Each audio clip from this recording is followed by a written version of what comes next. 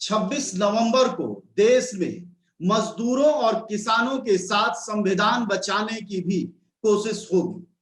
राष्ट्रीय परिसंघ, जिसके महासचिव डॉक्टर ओम सुधा हैं, उन्होंने बताया कि वो लोग देश भर परिसंघ की तरफ से संविधान बचाओ देश बचाओ अभियान शुरू करें।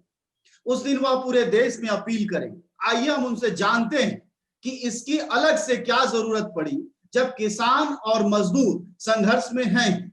जी ओम सुधा, बताइएगा कि आपके इस संविधान बचाओ और देश बचाओ नारे का मायने क्या होगा उस दिन?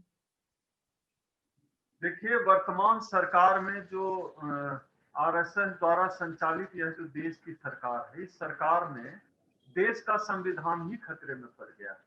26 नवंबर 1949 को इस देश का संविधान लागू हुआ था और 26 नवंबर 2020 को हमें जरूरत पड़ गई है इस सरकार में, हम संविधान को इस सरकार से बचा लें। पूरी दुनिया में ही शायद ऐसा कुछ उदाहरण कभी आया हो, इस देश के संविधान को देश की सरकार से ही बचाने की जरूरत है।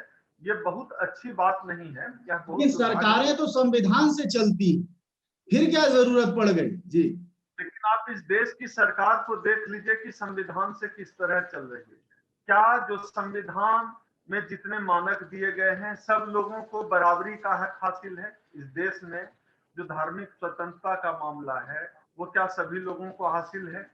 क्या इस देश में दलितों को, पिछड़ों को, आदिवासियों को जीने का आज भी बराबरी से हक है? क्या इस देश में आज भी दलितों को, दलित दूल्हे को घोड़ी नहीं चढ़ने दिया जाता है? आज भी इस देश में दलित कोई मूछ नहीं रख सकता है? क्या यह देश बराबरी वाला देश इस सरकार के अंदर रह गया है? और सबसे दुखद पहलू यह है कि इस तरह जो संवैधानिक जो दुरुपयोग हो रहा है, इसकी आड़ में जो हो रहा है उल्लंघन संवैधानिक नियम कानून का, वो सत्ता पोषित है। सत्ता उन अपराधियों को संरक्षण दे रही है जो संविधान का उल्लंघन कर रहे हैं। ऐसे समय में बहुत जरूरी है कि हम इस देश के संविधान को बचा लें। आप एक और चीज देखिए कि देश की संविधान की जो मूल आत्मा है वो है राज्य का जो है वेलफेयर स्टेट है। भारत एक लोक कल्याणकारी, लेकिन जिस तरह से निजीकरण के रास्ते प्राइवेटाइजेशन करके पूरे देश को बेचने की साजिश चल रही है, क्या वह इस देश के संविधान की मूल आत्मा पर चोट नहीं है? तो इस देश का संविधान बस एक किताब भर नहीं है, बल्कि इस देश का संविधान अपने आप में उसको एक जीवित कहा गया है कि वो लाइव है। वो संविधान इतने लोगों के जीने का और उसकी गरिमा का, बंधुत्व, हर स्तर पर इस देश में एक खास समाज को जीने का हक नहीं है इस देश में। आप अभी कह रहे थे कि सरकार सत्ता पोषित है, संविधान के खिलाफ खड़े होना, संविधान के खिलाफ जाना या संविधान के जो नियम और उपनियम है उसके खिलाफ जाना। ऐसा कैसे लगता है आपको कि सरकार ही जो है वह संविधान के खिलाफ जा रही है? ऐसा उसने क्या कर दिया है?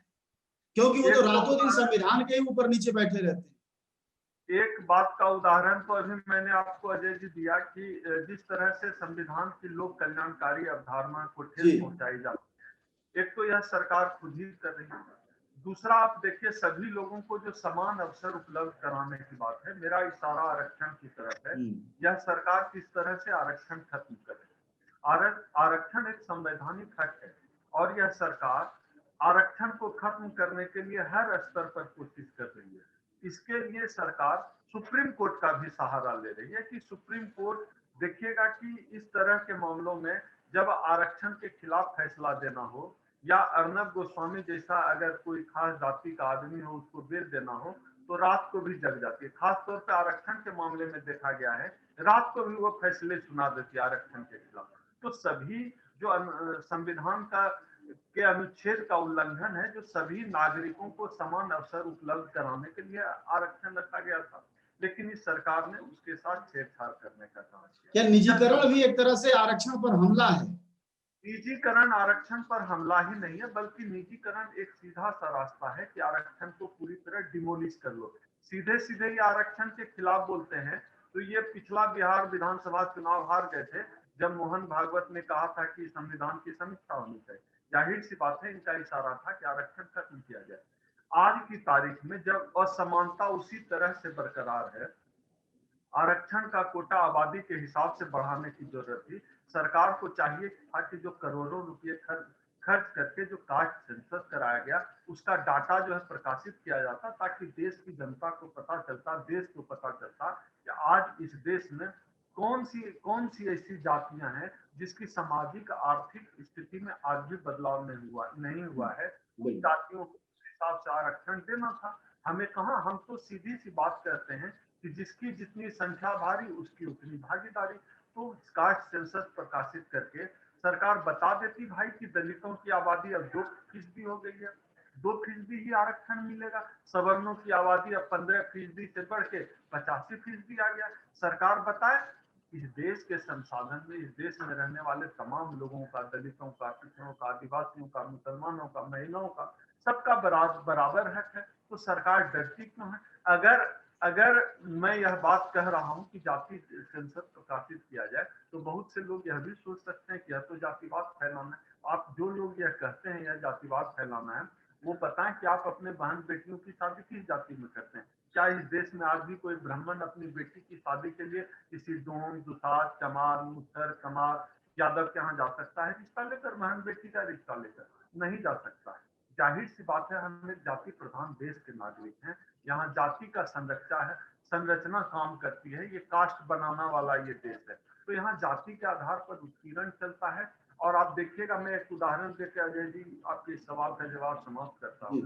आप देखिएगा उत्तर प्रदेश में जिस तरह से हाथरस में दलित बेटी के साथ बलात्कार और हत्या की घटना हुई, उसके बाद किस तरह से सरकार खुलकर लगभग बलात्कारियों के पक्ष में खड़ी हो गई। इसी को तो कहते हैं कि संविधान का उल्लंघन हो रहा है। आप देखिए देश में जो हमारी जो चुनाव आयोग है उसको फेयर माना जाता था, लेकिन क्या आप बताएं कि चुनाव आयोग विश्वसनीय रह गया है? अभी 2 दिन पहले बिहार में कुछ स्लिप पाई गई जिनको की गुप्त रखा जाना था। किसी महिला को खुले में मिला, उसने अब्दुल बारी सिद्दीकी को पहुंचाया, तो वो मीडिया में आई खबर।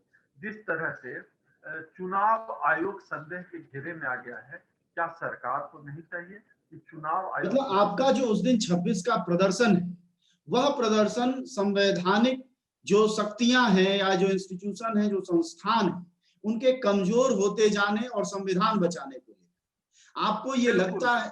जी जी जी बिल्कुल। जिस तरह सरकार सुप्रीम कोर्ट का उपयोग कर रही है, सुप्रीम कोर्ट का उपयोग कर रही है, सीबीआई का उपयोग कर रही है, आईबी का उपयोग कर रही है, और तमाम जो एजेंसियां हैं उसका जिस तरह से उपयोग कर रही है, यह बिल्कुल ही संविधान के खिलाफ है। खासतौर पर सुप्रीम कोर्ट का जो आजकल जो है वो एकदम मनुपालिका की तरह काम कर रहा है। न्यायपालिका, मनुपालिका, अच्छा जी, मनुपालिका की तरह काम कर रहा है। वो न्यायपालिका तो बिल्कुल नहीं रह गया है। हम उसको मनुपालिका भी कहते हैं, जनेऊ पालिका भी कहते हैं। वो जनेऊ के धागे जी कि जिस देश में राजस्थान का जो हाई कोर्ट है वहां मनु महाराज की मूर्ति लगी हुई है। जिस देश का न्यायालय उस मनु की मूर्ति को नहीं हटा पाए, उसको मनुपालिका न कहें तो क्या कहा जाए? जनेऊ पालिका न कहा जाए, क्या कहा जाए? आज भी इस देश के जेलों में सबसे अधिक आदिवासी बंद हैं, दलित बंद हैं, पिछड़े बंद हैं, मुसलमान बंद हैं। क्या क्यों सवर्ण बंद नहीं है? वो अपराधी नहीं होते क्या? जाहिर सी बात है कि इस देश का जो जुडिशियरी सिस्टम है वो पूरी तरह से कास्टिस्ट है। हमारा जो उस दिन का 26 नवंबर का प्रोटेस्ट है, उसमें यह जो सुप्रीम कोर्ट का जो जातिवादी ढांचा है, जो दलित विरोधी, पिछड़ा विरोधी, आदिवासी जो विरोधी जो स्ट्रक्चर है, उसके खिलाफ भी हमें। दूसरी बात, हमारा दूसरा मुद्दा ईवीएम का सवाल है। यह जो मशीन है यह बेईमान मशीन है। मूर्ख से मूर्ख आदमी भी कह सकता है कि कोई भी मैन मेड मशीन उसको टेम्पर्ड किया जा सकता है। हम वैज्ञानिक मूर्ख रहे महाराज, ये कितनी मूर्खतापूर्ण बात है कि जिस मशीन को हमने बनाया वो मशीन हैक नहीं किया जा सकता है। तो दूसरा मुद्दा हमारा ये है। तीसरा मुद्दा हमारा है कि यह जो निजीकरण के रास्ते आरक्षण पर हमले बढ़े, वह मुद्दा हमारा है। चौथा मुद्दा हमारा है कि सरकार सीधे सीधे जहां आरक्षण खत्म किए दे रही है और इस देश की एक बड़ी आबादी की जो हकमारी हो रही है, वो हमारा मुद्दा है। इन मुद्दों पर जो सरकार संविधान की अवहेलना करके इन मुद्दों पर जो दलितों के ऊपर, पिछड़ों के ऊपर जो चोट कर रही है, उसके खिलाफ हम 26 नवंबर को प्रोटेस्ट कर रहे हैं। और यह प्रोटेस्ट राष्ट्रव्यापी प्रोटेस्ट है। यह प्रोटेस्ट पूरे देश में किया जाएगा। लगभग हर राज्य की राजधानी में हम यह प्रोटेस्ट करने जा रहे हैं। इस सरकार को चेताना जरूरी हो गया। यह सरकार निरंकुश हो गई है। इस सरकार को लगता है कि अब इस देश में बोलने वाले नहीं रहे, या इस देश में अब सुनने वाले नहीं है, बोलने वाले नहीं है, वन वे कम्युनिकेशन वाला देश है। तभी तो हमारे प्रधानमंत्री जी मन की बात करते हैं, सुनते नहीं है, करते हैं। तो हम मोदी जी को चेता देना चाहते हैं, यह जो निरंकुश सरकार है, इनको बतला देना चाहते हैं, इस देश के दलितों के साथ, पिछड़ों के साथ, आदिवासियों का जो आप हकमारी कर रहे हैं, उसके खिलाफ हम लड़ते रहे हैं और लड़ते रहे हैं। अच्छा, ये बताइए कि भाजपा इस समय सर्वाधिक दलितों के सांसदों वाली पार्टी, तो उसी के पास सबसे ज्यादा दलित रिप्रेजेंटेशन है, फिर आप ये इतना बड़ा आरोप कैसे लगा सकते हैं? क्योंकि हमें हमारी जाति का नेता नहीं चाहिए, हमारी जाति की बात करने वाला नेता चाहिए। ये लोग, इन लोगों को हमने नहीं चुना, इन लोगों को पार्टियों ने चुना है। जैसे इन लोगों को भाजपा ने चुन लिया है कि भाई तुम लड़ जाओ, तुम लड़ जाओ, तुम लड़ जाओ। जनता ने नहीं चुना है, पार्टियों ने चुना है, और लोगों ने पार्टी को वोट दिया है, नेता को वोट नहीं दिया है, पार्टी को वोट दिया है। क्योंकि ये पार्टी के द्वारा लाए गए लोग हैं, किसी आंदोलन से निकले गए लोग नहीं है।